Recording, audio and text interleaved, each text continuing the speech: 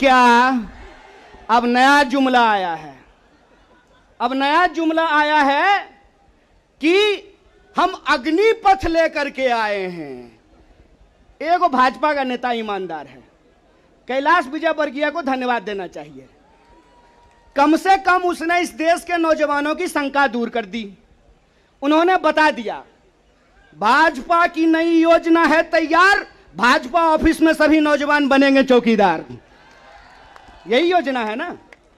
लेकिन मैं कहता हूं विजयवर्गीय जी, आपका बेटा बल्ला बहुत बढ़िया चलाता है, अफसर पे बैठ चला रहा था, उसको बीजेपी ऑफिस में क्यों नहीं सिक्योरिटी गार्ड बना देते हैं। मंत्री का बेटा बनेगा सेक्रेटरी, मंत्री का बेटा बनेगा बीसीसीआई का सेक्रेटरी, और किसान मजदूर का बेटा बनेगा भाजपा ऑफिस में सिक्योरिटी गार्ड। हाय रे हिपोक्रेसी, इसी को हिपोक्रेसी कहते हैं ना। और बेईमानी किसको कहते हैं। देश की जनता को लगा कि जब मोदी जी बोल रहे हैं तो सच ही बोलेंगे। मोदी जी की हर बात को मान लिया देश के लोगों ने।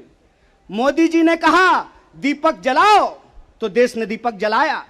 मोदी जी ने कहा बत्ती बुझाओ तो देश ने बत्ती बुझाया। मोदी जी ने कहा थाली बजाओ तो देश ने थाली बजाया। सब कुछ किया इस देश ने। लेकिन देश अब तक इंतजार कर रहा है कि मोदी जी जो हमको कहे थे उसमें से एक भी चीज पूरा नहीं किए हैं। और ये देश की जो परिस्थिति है, इस परिस्थिति पे मुखर होकर के हमारे नेता बोलते हैं। इस बात का हमको गर्व है कि सरकार के सामने बिना झुके कोई लड़ता है अड़ करके तो उसका नाम राहुल गांधी है। उसको डराना चाहते हैं, उसको डराना चाहते हैं, उसको झुकाना चाहते हैं। अरे आप कहते हैं मोदी जी मैं भी चौकीदार, मोदी जी के समर्थन में लोग कहते हैं मैं भी चौकीदार। ये चौकीदार नहीं हैं, ये देश के ठेकेदार हैं। और ये देश के ठेकेदार कैसे हैं? क्योंकि इस देश के लोगों का, उनके भविष्य को ये ठेके पे कर देना चाहते हैं। ये जो अग्निपथ योजना है, इसकी मोटी मोटी बात आप समझ लीजिए।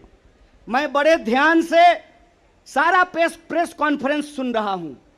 प्रेस कॉन्फ्रेंस में सरकार जिलेबी की तरह गोल गोल कर रही है, हर चीज को सब कुछ बोल रही है, सब फायदा गिना रही है। हो सकता है कि कोई भाजपा का मंत्री यह भी आकर के कह दे कि अग्निपथ योजना में शामिल होने के बाद आपका बाल नहीं गिरेगा। जिस तरीके से उसके फायदे गिनाए जा रहे हैं, लेकिन असली बात नहीं बताया जा रहा है। एक सिंपल सवाल है, सरकार को इस बात का जवाब देश के नौजवानों को देना चाहिए। क्या सिंपल सवाल है कि जो भर्तियां हो रही थी वो भर्ती होगी कि नहीं होगी। सवाल नंबर एक, सिंपल बात है। पहले आर्मी में हर साल 75,000 कम से कम लोग बहाल होते थे। बाद में बीजेपी ने इसको घटा करके 50,000 कर दिया। और पिछले 2 साल में, अब तीसरा साल है, 50,000 लोगों को भी की भी भर्ती नहीं की।